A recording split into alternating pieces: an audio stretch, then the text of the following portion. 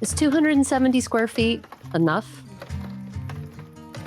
The answer is it depends.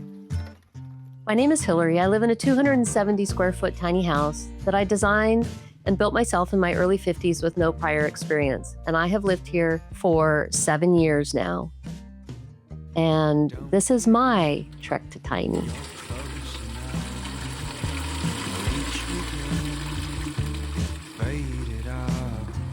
There's time today to settle down. I got things to say and words to shout.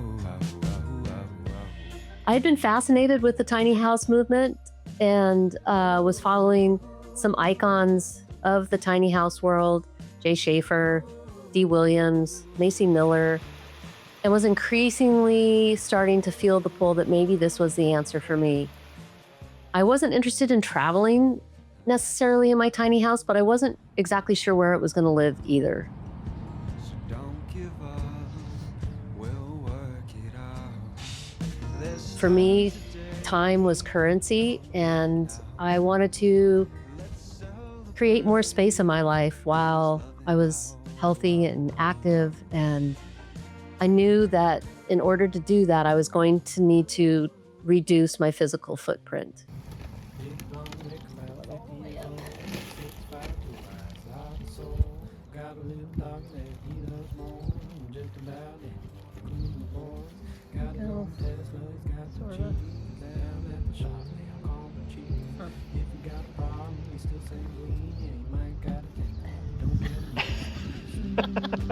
That was the best example.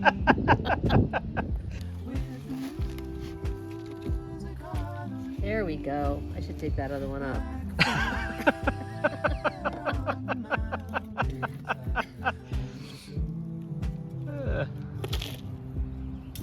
The deer love these.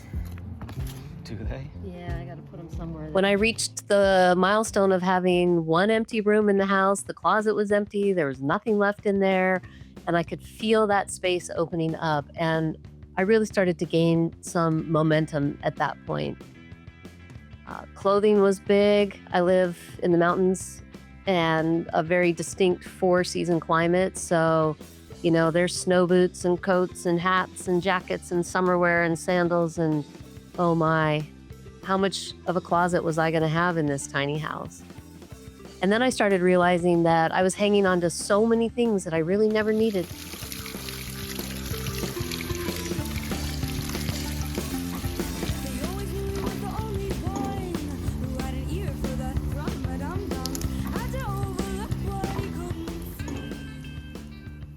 The question also came up as to where was this house going to live? Bill, my longtime partner. Are you actually playing?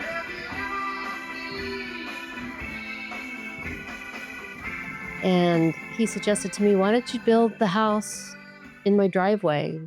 There was plenty of room. He had a shop, tools, and a lot of helping hands and advice and encouragement.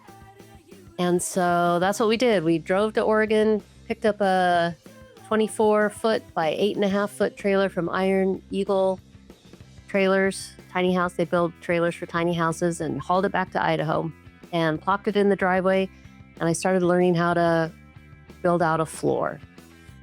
I remember a friend dropping by and saying, what are you going to do about the roof? And I'm like, oh, no, we're eating this elephant one bite at a time. And right now I am learning how to build a floor.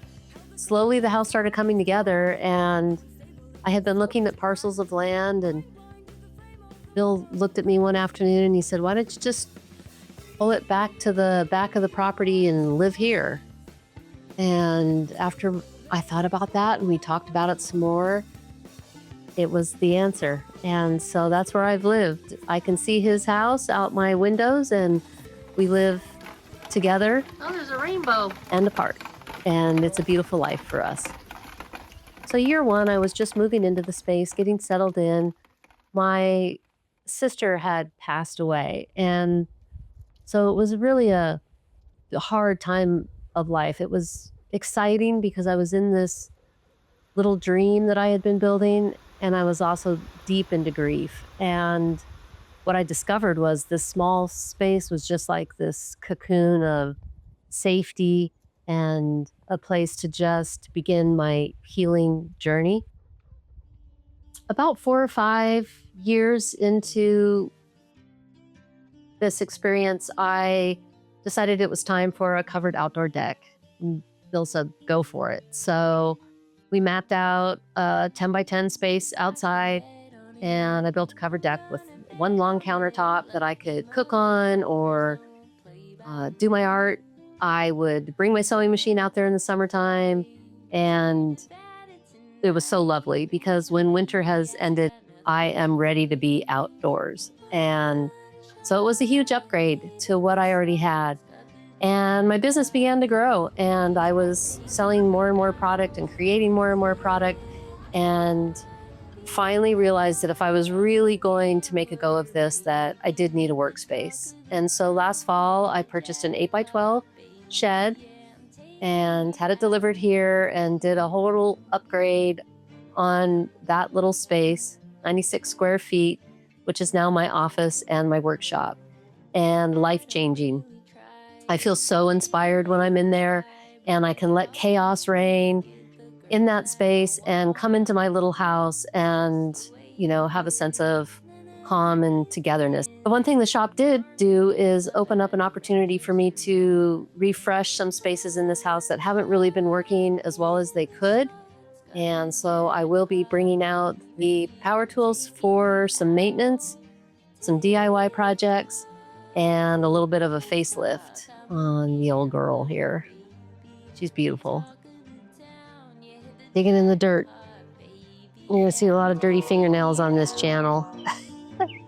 Expensive manicures are a waste of money on this girl.